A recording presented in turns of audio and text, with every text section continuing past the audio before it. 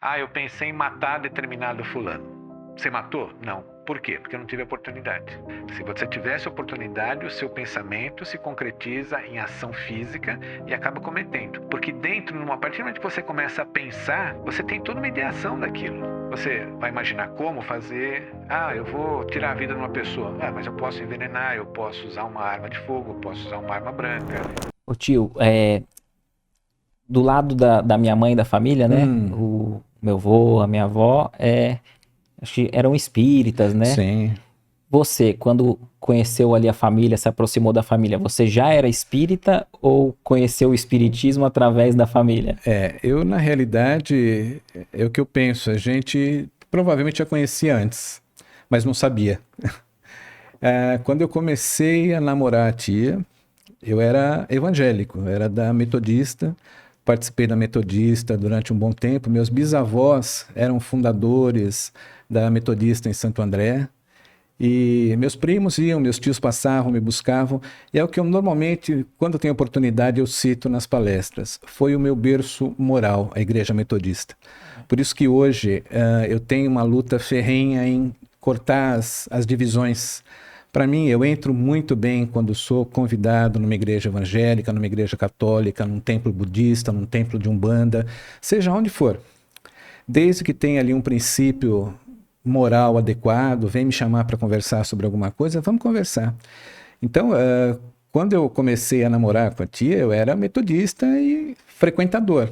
Nasci num berço católico, depois, com o tempo, fui conhecendo algumas outras religiões. Eu sempre fui muito fução com relação à religião. E quando eu conheci, eu estava na Metodista. Estava muito contente, feliz pelo local. O princípio doutrinário metodista é muito bom. Só que quando a coisa tem que acontecer, a gente não perde a oportunidade, porque a espiritualidade trabalha bem em cima. Então, quando eu conheci, soube que o trabalho era feito, ele dirigia em casa, o centro na época era na casa dele, do seu José, do teu avô. E eu comecei a cutucar a tia para conhecer aquilo. E ela não queria me envolver naquilo, porque ela sabia que eu era metodista, ela não queria me tirar da igreja. Aquela coisa de atrapalhar. Mas não adiantou. Apesar de todo o amor que eu tinha pela Metodista, eu comecei a me envolver com a evangelização infantil. Foi minha entrada na doutrina espírita, foi um trabalho na evangelização. Mas isso já na casa do vô. Na casa do vô, isso. Perguntei como era, fui me entrosando, aí devagarinho fui migrando da igreja, acabei, lógico, abandonando a igreja, porque não dava para colocar os dois princípios juntos, com toda a gratidão que eu tive pelo meu conceito moral da Metodista, mas o espiritismo gritou mais forte, algo que já provavelmente já existia em mim. Então ali eu comecei esse trabalho com evangelização, até que em um determinado momento, durante um tempo, eu recebi a oportunidade de fazer uma primeira palestra. Eu lembro até hoje, fiz lá, digitei tudo direitinho, era o valor das pequenas coisas. Foi minha primeira palestra espírita. De lá para cá tem quase 40 anos nessa brincadeira toda. Olha, legal. E dali comecei a me envolver. Acabei, com o tempo, me envolvendo, representava a casa nas reuniões da Federação Espírita do Estado de São Paulo, lá no Lar Irmão Luiz, que antigamente era o Centro Espírita Irmão Luiz, hoje Lar Irmão Luiz, ali no Ipiranga, em São João Clímaco ali. Então eu representava ali na parte de evangelização, e com o tempo fui também representando a casa nas reuniões de diretoria, junto à federação. Fui me entrosando com o movimento, e a coisa vai acontecendo, conhecendo outras casas. Dali, depois de um tempo, a gente mudou para Indaiatuba, e eu digo que em Indaiatuba a coisa aflorou de uma forma que eu cheguei numa cidade do interior, que normalmente você tem uma dificuldade de ver espiritismo, né? Ali tinham várias casas espíritas para o tamanho da cidade. Em Indaiatuba hoje nós temos pouco mais de 200 mil habitantes. É uma cidade relativamente pequena, se você for analisar. E hoje nós temos lá em torno aí de umas 12 casas espíritas, mais ou menos, que é um número bom para uma cidade de um porte nosso, uma quantidade de pessoas que a gente tem lá, de moradores. E ali acabei participando dentro da Casa Espírita. O Sr. José já tinha vindo para o interior, a gente veio com o tio Gustavo, veio antes, a gente ele não cogitou de montar um centro também da Tuba ou não? Depois que eles já foram para lá com uma idade um pouco mais avançada, não dava para encarar isso, né? não iam aguentar isso, não. E mesmo porque eles foram bem acolhidos lá no movimento espírita, as pessoas gostavam muito deles lá, né? Então eles se deram bem com o trabalho na casa, eu vou dirigir alguns trabalhos mediúnicos lá. Isso em São Paulo. Em São Paulo e em Indaiatuba. Aí ele veio para Indaiatuba, conheceu o pessoal da casa. Eles, lógico, foram conhecendo todo o cabedal que ele tinha dentro da doutrina, apesar de uma pessoa simples na forma de se expressar. Mas é o que eu falo, foi a minha escola mediúnica. O vô foi a minha escola mediúnica. Tudo que eu faço hoje em direção de trabalho mediúnico, na parte de direção de grupos, eu aprendi muito com ele. Foi minha escola ali, o Sr. José. Ele coordenava reuniões de desobsessão? Coordenava reuniões de desobsessão, reuniões de desenvolvimento prático mediúnico. Legal. E ali eu fui com ele para lá, quando cheguei. No começo, na realidade, a gente foi para Indaiatuba, um período meio nebuloso na vida da gente, quando a gente saiu de São Paulo para ir para lá, uma situação financeira complicada. E então a gente estava tentando se reerguer. Então eu acabava não tendo tempo para frequentar a casa. O que aconteceu? O vô teve alguns problemas de saúde e eu o levava para o centro, pegava o carro dele e ia levá-lo para o centro para os trabalhos. Eu ficava no carro esperando ele sair, trazia, deixava ele na casa dele e ia embora. Até que um dia ele chegou e conversou com o grupo, olha, o Luiz trabalhava em São Paulo, em reuniões mediúnicas, será que ele não pode vir e ficar sentado do lado só assistindo o trabalho com a gente? Aí concordaram, sem problema nenhum. Aí me pegaram pelo laço, porque de lá para cá nunca mais abandonei a casa. O Apóstolos do Bem hoje é que falo que é o meu quartel-general. Apesar de hoje frequentar praticamente todas as casas em Indaiatuba, fazendo palestras, tudo, algumas fora inclusive, mas Montemor, Elias Fausto, ali em volta a gente procura dar um apoio também nessas cidades. Mas depois disso eu comecei a trabalhar com ele no grupo e é onde eu falo que para mim foi essa escola dentro do desenvolvimento mediúnico. E de lá para cá é só trabalho.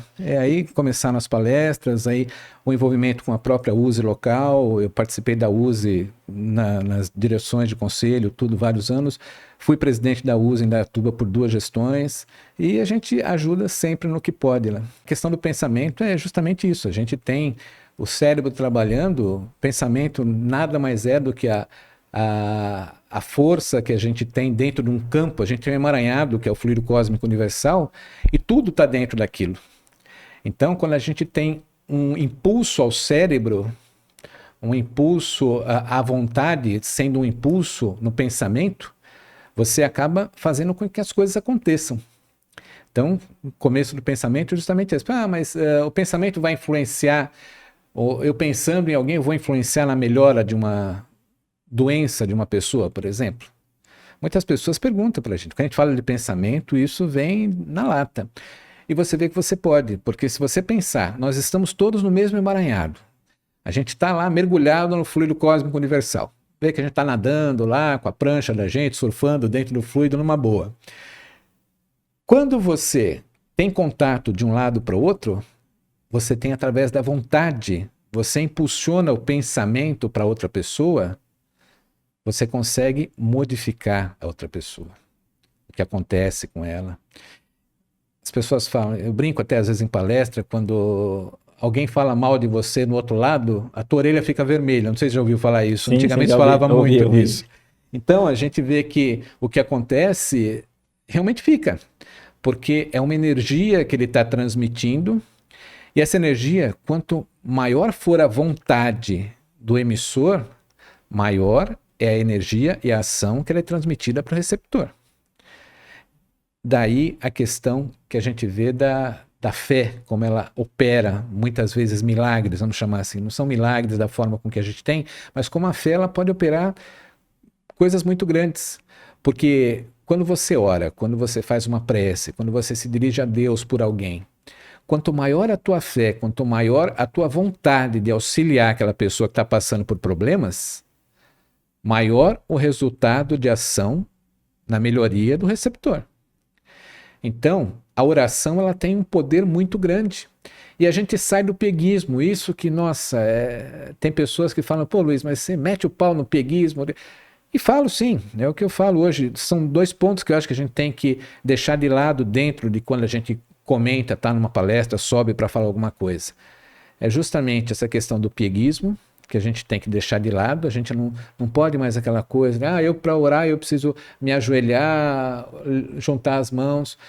Isso tudo, se tiver necessidade, se você tem necessidade na tua prece de fazer isso, se isso vai te ajudar a fortalecer tua prece, faça, sem problema nenhum. Mas não ache que isso é obrigatório para quem não faz. A pessoa, às vezes, ela tem dentro dela um sentimento tão forte que ela emana esse sentimento para uma outra pessoa através do pensamento, e a outra pessoa sente essa vibração boa chegar e acaba melhorando. A gente vê o caso de depressão, por exemplo. Depressão é um caso clássico. Você sentiu isso dentro da família, você sabe como é difícil. Sim. A depressão hoje, ela tem CID. Antigamente não tinha. Antigamente se tratava a depressão... Com preconceito. Com preconceito. O que normalmente se falava com relação à depressão? Primeiro, depressão normalmente atingia mulheres. Não se falava em homens que tinham depressão. Por quê? Porque era sentimento de fraqueza. O que se falava a mulher que tinha depressão antigamente? Dá um tanque de roupa para lavar que ela melhora. Então esse é um dos pontos que eu falo que a gente em palestra, a gente tem que perder essa questão da pieguice. A gente tem um problema sério tratando ali.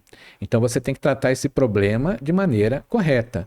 E com o tempo foi se desenvolvendo e pesquisando sobre isso, e você vê hoje que a depressão é um dos problemas de maior intensidade que a gente tem no campo médico hoje.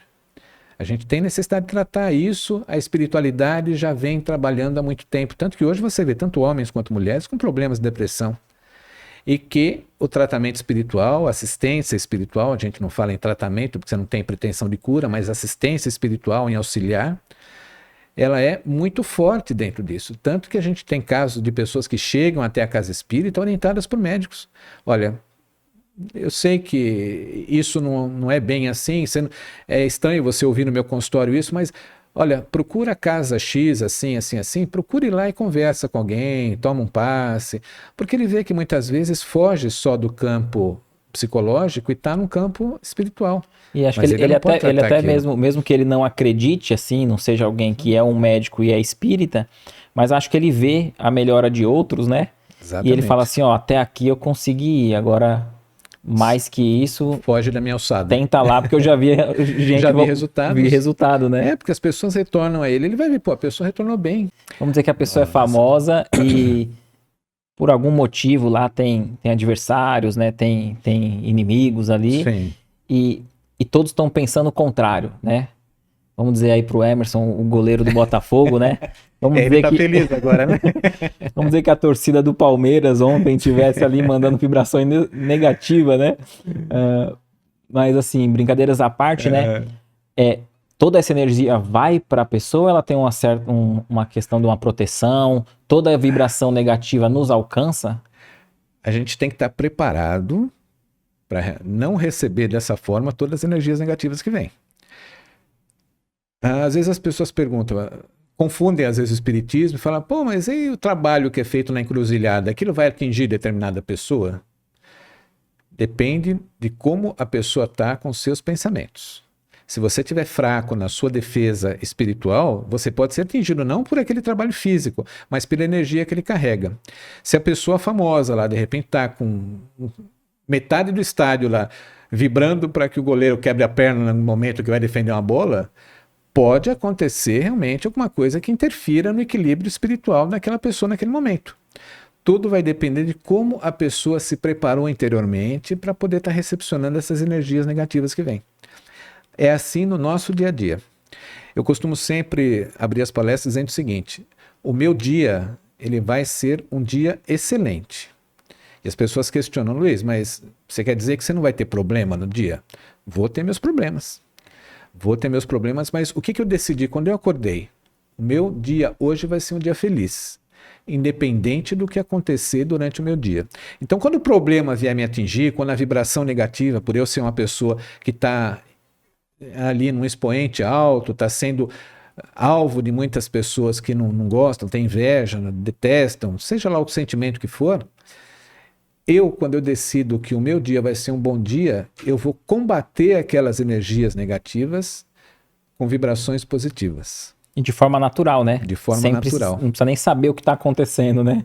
E normalmente a gente não sabe, né? Então. Normalmente a gente não sabe. Você acaba às vezes passando mal um dia, uma dor de cabeça, um mal-estar, uma falta de vontade de fazer as coisas. A gente tem que ficar ligado. Eu acho que uma coisa que a gente tem hoje que ficar preparado é a gente ficar atento aos nossos sentimentos. E aí o pensamento ele é uma influência muito grande. Por isso que eu falei da questão da diversidade. Eu acho que hoje a gente tem que olhar o diferente com mais amor. A gente não pode olhar com aquela insignificância que a gente tinha antigamente, ou uma forma negativa com relação à raça, com relação à religiosidade. A gente tem que começar a encarar o irmão de forma igual ali na frente. Então a gente não pode... as pessoas falam que mas você vai causar problemas no centro, falando sobre... Porque você acha que você é polêmico nas palestras ou não? Algumas sim. Fui até proibido de fazer algumas já. Mas é o que eu te falei, a gente está num processo de evolução dentro do movimento espírita. Eu acho que se hoje você tem problemas que você tem que discutir, tem que trazer à tona, já fiz palestras sobre homossexualismo, já fiz sobre aborto, uma série de coisas, temas de suicídio. E pautado em obras, tudo bem fundamentado. Tem um livro muito bom do Emmanuel, né? Vida e Sexo, né? Vida e Sexo, nossa, Vida e Sexo é excelente, principalmente hoje em dia. Tem pais aí que têm dificuldade de trabalhar com a emotividade dos filhos, tudo. O Vida e Sexo, ele tem um caminho ali que ele leva para clarear a mente da pessoa. De repente, mas eu tenho um filho que é homossexual, por exemplo. Como é que eu lido com isso? Então, a pessoa ela tem que conhecer o lado espiritual, como é que funciona. E se a gente for pensar, a gente vem em várias encarnações, uma como homem, outra como mulher, porque a gente tem que aprender aquilo que é inerente dos dois sexos, porque a qualidade muitas vezes que o sexo feminino tem, o sexo masculino não tem. De repente você precisa de força, mas você precisa de sensibilidade. Então o espírito ele vem habitando corpos de homens, de mulheres, conforme a necessidade do espírito. Se você de repente está numa encarnação e você é homem, mas você tem sentimentos ligados à área feminina, aquilo é a espiritualidade gritando dentro de você alguma coisa que você carrega consigo ainda. Você não pode ser tratado de forma diferente, você tem que continuar sendo tratado com amor, explicando tudo o que acontece. Então, respeitar essa diversidade.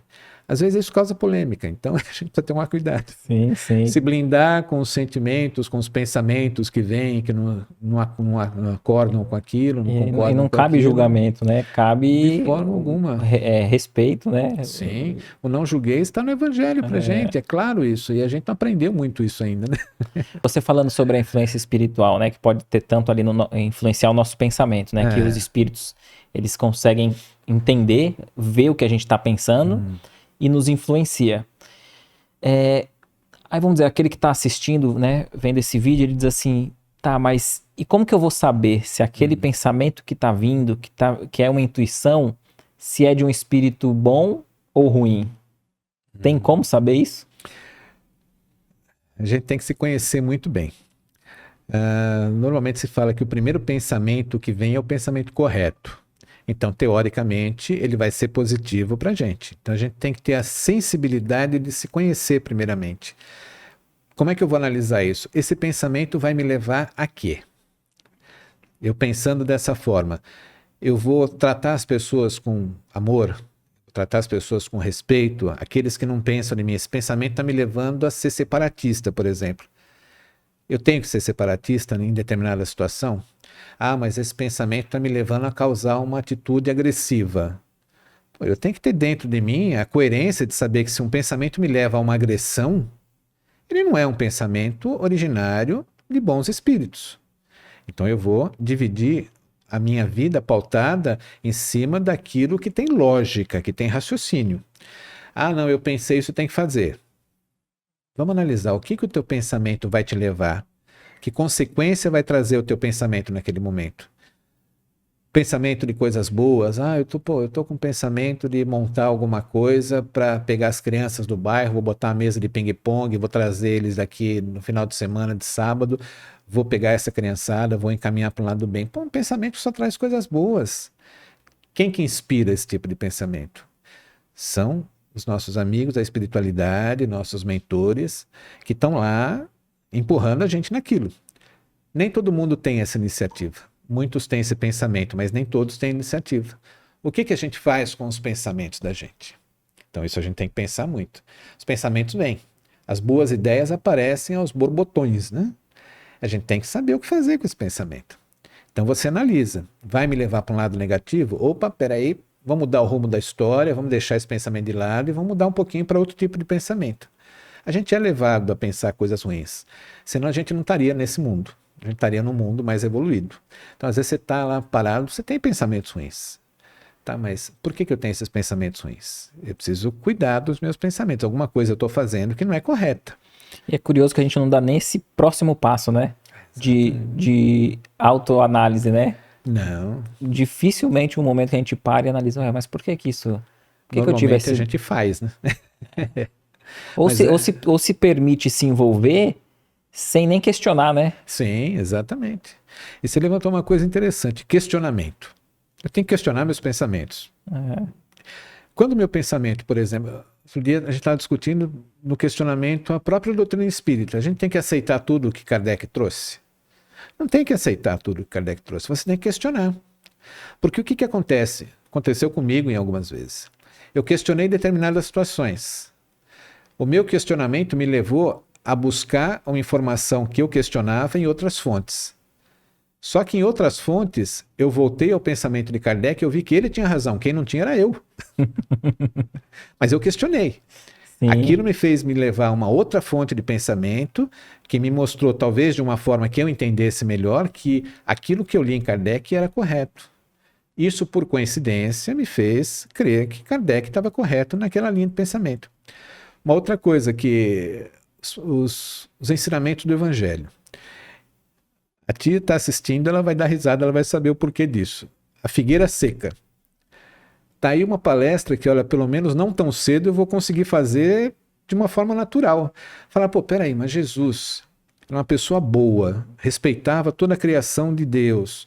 Como é que ele vai passar do lado de uma figueira que não tinha figo, numa época que não é de figo, e ele vai mandar secar porque ela tinha que ter figo numa época que não era de figo?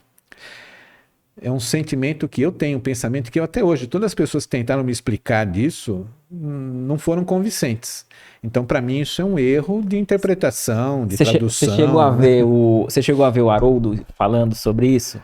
Tem uma palestra dele que ele diz assim, tem árvore que ela dá fruto fora da época.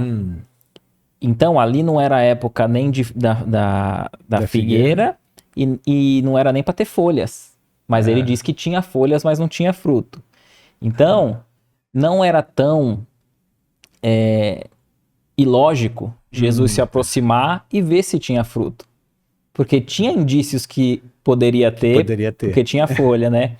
E aí o Haroldo, ele traz muitas passagens dos profetas que eles faziam analogias já com figueira, dizendo que a figueira era vamos dizer assim, o profeta, aquele agindo no bem e tal, e ele seco, a figueira seca, já dava a entender que era aquele que se desviou, aquele que tinha tudo para dar fruto, mas não deu. Então, assim, lógico que tem que se aprofundar, eu não lembro aqui o que ele diz, mas vou tentar ainda. Ele traz muito ensino dentro desse fato ali, querendo dizer assim, porque às vezes a gente estuda o evangelho, mas não mergulha no conhecimento da época para aquele povo, né? Sim, contemporaneizar aquilo para a época, né? Então, para aquilo que Jesus fez, e outra coisa que o Haroldo disse, que antigamente tinha muito modo de passar ensino, mas não só pela oratória, só pela fala. Sim. Você vivenciando um fato em que o público ia interpretar. Então ele vem e diz assim, que teve um profeta antigo que falou assim, entra num templo lá, tira a roupa e anda pelado. Aí foi Deus falando com ele, né? A gente entende que é o mentor, os espíritos ali. E fala, mas por quê? Que ele tá louco? O que é isso que tá acontecendo? Ele fala, não, é porque ele falou assim, vocês estão querendo criar uma guerra e fazendo uma guerra, é isso que eles vão fazer com a gente. A gente eles vão fazer chacota e a gente vai perder essa guerra. Então, é curioso que ele encenava uma situação para passar uma lição. Então, Jesus passar por lá, falar aquilo para a figueira e depois eles voltar e a figueira tá seca, era um modo de transmissão de ensino de Jesus através de uma atuação, de uma encenação. Tal. Que eram as parábolas, que ele tinha uma pedagogia maravilhosa para ter. Né? Então, assim... Ainda vou fazer uma dessa. Mas é interessante, eu vi essa, eu sempre também passava por essa parte do evangelho e falava, eu não entendi muito bem o que o Haroldo explicou, né? Mas deu para clarear um pouco a minha mente, assim, aprofundar nesse sentido, né?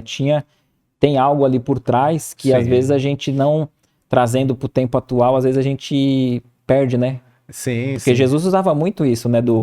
Do Velho Testamento, né? Ele era muito conhecedor das lições antigas, né? Esses espíritos que reencarnam e vêm com uma certa limitação, seja física ou limitação mental mesmo, são espíritos que não conseguiram esse reequilíbrio no plano espiritual ou necessariamente não? Às vezes, às vezes ele pode estar no plano espiritual já equilibrado mentalmente, mas pede aquela prova por algum motivo. Exatamente. Não necessariamente aquilo é uma prova, por isso que a gente verifica que ou é prova ou expiação, dentro do campo em que a gente se encontra na evolução hoje do nosso desenvolvimento espiritual. Ele pode ter a necessidade de refazer um passado lá que ele errou e vir com uma limitação física, doença, a falta de um membro, alguma coisa desse tipo. Ou muitas vezes ele pode vir com uma missão, ele está limitado àquilo. Eu acho interessante que, eu não me recordo agora o livro, não sei se era Contos, eu não lembro agora. Mas era uma moça que veio e numa das existências ela foi muito bonita e se perdeu com a beleza. Se envolveu com uma série de coisas e se perdeu com a beleza. E mostra ela na espiritualidade pedindo para vir muito feia nesse conceito de beleza, de padrão de beleza social, muito feia, porque ela tinha perdido já uma existência. E a espiritualidade encaminha ela novamente, só que ela volta com a mesma beleza de antes. Porque vir feia e fazer coisas boas, teoricamente, é fácil.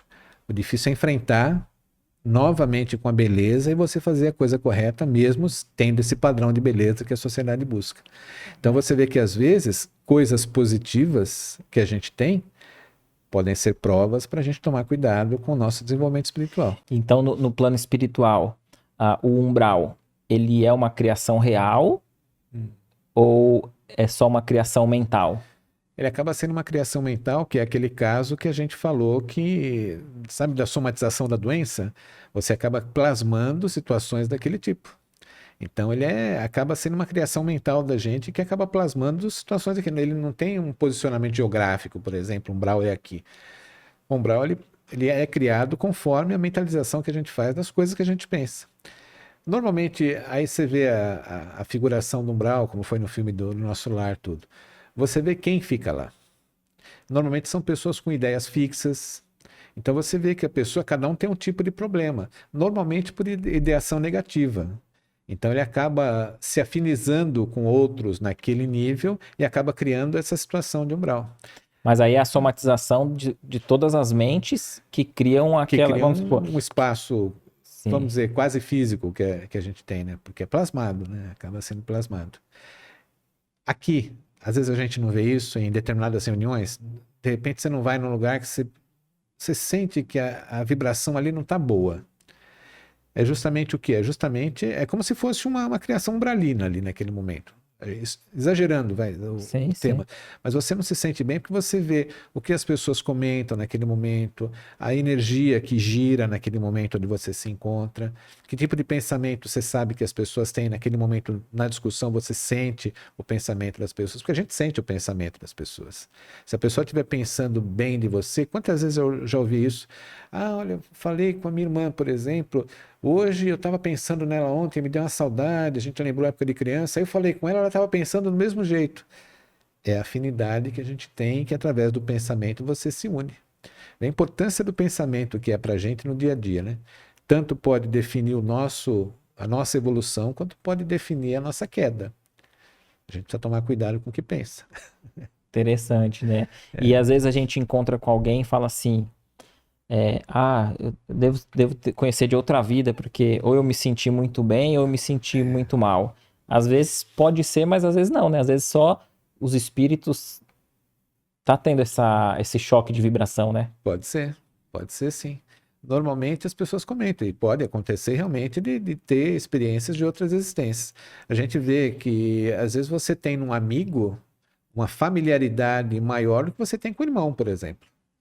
E você foi criado com teu irmão e teu amigo você achou num determinado momento da vida, mas você vê que aquilo bate de uma forma que você fala, pô, mas a pessoa pensa, tem ideais iguais aos meus, tudo, e você acaba se unindo através daquilo, e aí depois, mais tarde, na espiritualidade, você descobre que realmente vocês eram irmãos em outra encarnação, eram pessoas unidas, tudo.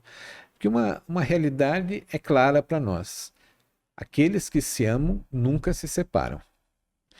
E amar não é necessariamente você voltar como marido e esposa. Amar, você pode ser um amigo, uma pessoa próxima de você, que você tem uma afetividade muito grande. Você pode ter isso com o pai, com a mãe, com o avô, com a avó, com o tio, com uma tia, com um primo, com um parente mesmo. Ou pode ser alguém fora do teu círculo sanguíneo ali, que você tenha uma relação de trabalho. Às vezes tem alguém que você trabalha, alguém que se afiniza com as suas ideias. A gente vê muito no campo político isso, pessoas que se unem e são afinizados em torno de ideais. Então a gente vê que as pessoas se unem por causa daquilo. Então, isso traz uma relação espiritual muito grande. E os pensamentos auxiliam nisso. Então, o que cada um pensa, logicamente, se atrai com pessoas que pensam similar. E ali criam ou as coisas boas ou as doiduras que a gente vê por aí por fora, né? Conversando com pessoas que são de outras religiões, né, protestante, que muitos dizem assim, Éder, pensar não é pecado, né? Então, tem a questão de não valorizar a seriedade do pensamento, né, do orar e vigiar para o pensamento. Sim. E também essa concepção de pecado, né? Como que o Espiritismo nos esclarece com relação a isso, né? Pensar, a gente pode pecar pelo pensamento? Sim, eu acho que o momento vamos chamar de pecado, já que a gente está usando esse termo, o momento do pecado ele se inicia a partir do momento que você pensa. É criação mental, é matéria. Se a gente sabe que o pensamento é matéria, você pensou em alguma coisa, a partir dali você já cometeu o pecado, nesse conceito de pecado. Ou seja, o que é o pecado que se classifica isso? Eu tenho uma inveja enorme do meu vizinho que comprou um carro zero e eu estou andando com o meu poisésinho aqui antigo, velho, e não consigo. E você fica com um sentimento de inveja dele, de raiva por ele conseguir, você não. Mas você nunca falou nada. Você passa pelo teu vizinho, sorriso, parabéns, teu carro novo e tal. Mas por dentro você está se remoendo.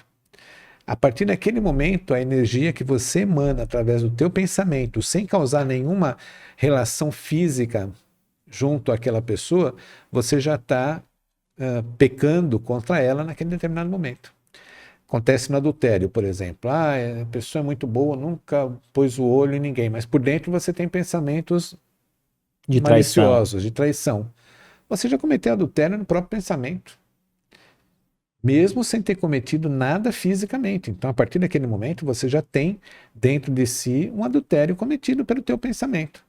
O que falta para que ele aconteça? Oportunidade. Eu pensei em matar determinado fulano. Você matou? Não. Por quê? Porque eu não tive oportunidade. Se você tivesse oportunidade, o seu pensamento se concretiza em ação física e acaba cometendo. Porque a partir do momento que você começa a pensar, você tem toda uma ideação daquilo. Você vai imaginar como fazer. Eu vou tirar a vida de uma pessoa. Mas eu posso envenenar, eu posso usar uma arma de fogo, eu posso usar uma arma branca, posso pegar num determinado... Onde que eu vou fazer isso? Eu sei que ele tem a rotina de passar por aqui todos os dias, então eu posso pegar num determinado lugar onde não tem testemunha. Aquilo tudo está se criando na sua mente. E quando a gente começa a alimentar esse tipo de pensamento, a gente acaba atraindo espíritos que são mais experientes, né? Exatamente. Que vão nos ajudar, né? Ajuda naquele projeto. Naquele projeto, né? Negativo. Projeto. Porque talvez a gente não teria tanta criatividade. Exatamente. E aí quando a gente vai ver e fala, nossa, como eu pensei nisso. Como eu pensei nisso, né? Exatamente. Se a gente for analisar, por isso que é importante a gente analisar os nossos pensamentos. Se você for analisar muita coisa, que nem você falou agora há pouco sobre como é que eu vou saber que o meu pensamento é bom ou ruim. Analisa o teu pensamento. Eu acho que a partir de hoje, muitos de nós aqui que estamos juntos hoje, aqui, a gente pode começar a pensar nisso. Falar, eu preciso começar a pensar, analisar o meu pensamento. O que eu pensei, por que eu pensei isso? Mas eu nunca pensei nisso, por que eu estou pensando nisso agora? Então vamos começar a analisar. Quando você começa a analisar o teu pensamento, você começa a analisar o que está em volta. O que meu pensamento envolve? Normalmente é para fazer mal para alguma pessoa, mas por que eu nunca tive problema algum com essa pessoa? E ali você começa a analisar as relações, ou até com o tempo, se tiver uma maturidade tal, uma relação tal, conversar com a própria pessoa. Pô, peraí, chega aqui, vamos conversar. Tive uns pensamentos ruins com você, tal, de a gente brigar, de acontecer alguma coisa. Tá acontecendo alguma coisa sua para comigo? Porque às vezes tem isso, a energia tá vindo e a gente capta essa energia através do pensamento. E a coisa não é sua, as coisas às vezes vêm do outro lado. E você tá se emaranhando nisso. Tá criando um duelo ali mental, um duelo de pensamentos E ali. dificilmente a gente toma essa iniciativa de se entender direto com a pessoa, né? Difícil, difícil. Deveria ser o caminho, né? O evangelho diz isso, né? Sim. Para tentar se resolver direto, né? Porque aí você vai ganhar um amigo ali, né? Caso ele te entenda, né? É. Mas geralmente a gente tenta e só piora, né? Os inimigos da gente, a gente desfaz dessa forma. Você indo conversar, tal, pô, por que a pessoa é inimiga minha? Por que eu tenho alguém que não vai com a minha cara de jeito nenhum? Pô, peraí, eu vou lá conversar. Fazer vibrações positivas para uma pessoa que está muito doente, mas essa pessoa não acredita ou tem medo do espiritismo. Essa vibração vai chegar até ela, vai surtir efeito? Sim, Tilda, você pode vibrar e fazer as tuas orações, os seus pensamentos da melhor forma com que você possa. Vai chegar até a pessoa sim, através de alguma coisa que ela compreenda. Você pode estar vibrando e a pessoa não vai necessariamente saber que você vibrou e você está, através do espiritismo, emitindo uma vibração, uma onda de energia positiva, seja lá como você trate isso. Mas você pode fazer e vai chegar até a pessoa sim. Porque a espiritualidade ela vai ter o trabalho de fazer com que esse pensamento chegue até a pessoa e ela receba essa energia de uma forma que ela receba positivamente. Ah, eu tenho medo do espiritismo, essas coisas não podem me afetar, mas de repente vem através de um sonho, vem através de um pensamento que a pessoa tenha, de que, digamos que seja uma pessoa católica, por exemplo, que tenha esse ranço com o espiritismo. Ela pode ter essa vibração chegando até ela através de Maria envolvendo a pessoa com um manto, por exemplo, e ela está se melhorando através do manto de Maria. Eu dei um exemplo católico, pode ser uma coisa em qualquer outra área que ela pense, mas dentro do que a pessoa acredita, a espiritualidade transforma esse teu pensamento, essa tua energia em algo que a pessoa consiga receber de forma positiva. Ela nem vai pensar que isso podia ter vindo através de alguma coisa do demônio, lá do espiritismo, né? Como normalmente as pessoas têm medo, tudo. Então eles vão transformar esse pensamento, essa energia, de uma forma que a pessoa receba e seja beneficiada com aquilo. Sempre lembrando o seguinte, isso a gente tem que ter em mente quando a gente vibra por alguém principalmente doente. Nem sempre é permitido que a pessoa receba a cura, porque às vezes é uma questão kármica. Aquele que está doente, às vezes, ele tem necessidade de passar por determinados momentos de desafio na vida, ou até desencarnar em função desses problemas. Então, quando a gente vibra, a gente tem que lembrar sempre do Pai Nosso, que a gente pede que seja feita a vontade de Deus e não a nossa. Então a gente tem que ter sempre isso em mente. Se for permitido, e a vibração, o pensamento positivo, as preces ajudam, sem dúvida alguma que vão ajudar. É energia positiva que você está mandando para a pessoa que às vezes ela está deficitária dessa energia.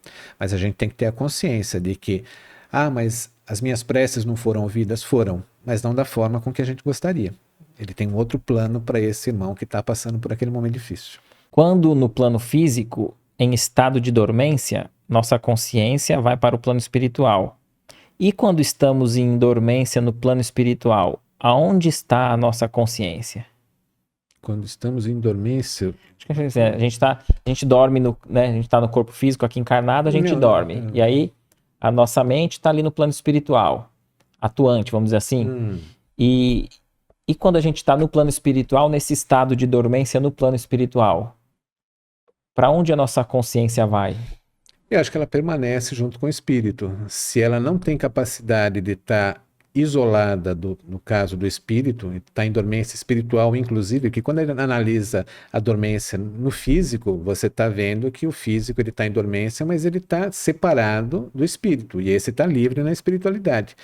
Essa dormência na espiritualidade demanda um problema que o espírito tem que ser tratado, então ele vai estar, por exemplo, isolado vamos chamar de hospital assim, para ser tratado daquilo. O caso dos ovoides, por exemplo, né? Que a consciência dele, no caso do ovoide, ela está limitada àquele tratamento, então ele vai ficar ali durante um determinado tempo para lentamente desenvolvendo novamente essa liberdade de consciência e consiga seguir o plano encarnatório dele. Reencarnatório não, plano de evolução estando na espiritualidade, né? E é interessante que tem acho que é Nosso Lar, se eu não me engano, ou em algumas outras obras do André Luiz.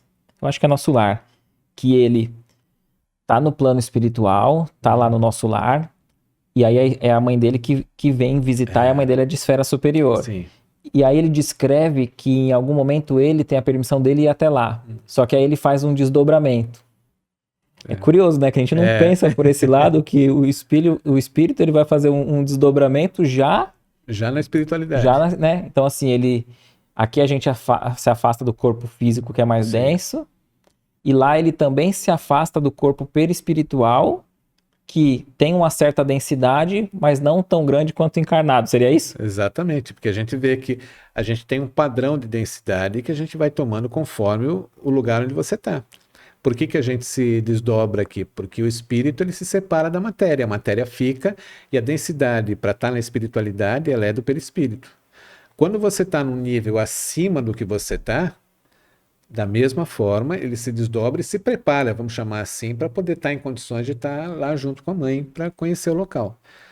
Isso tudo é feito de forma temporária, porque ele não tem condições ainda de permanecer naquele ambiente. Então se desdobra, visita e retorna. É a mesma coisa quando a gente dorme. Você desdobra, visita a espiritualidade e retorna para o corpo de carne. Até você desencarnar e estar direto na espiritualidade trabalhando ali. Perfeito. São os graus de desdobramento. E a gente não consegue nem imaginar aqueles que não tem nem forma espiritual, né?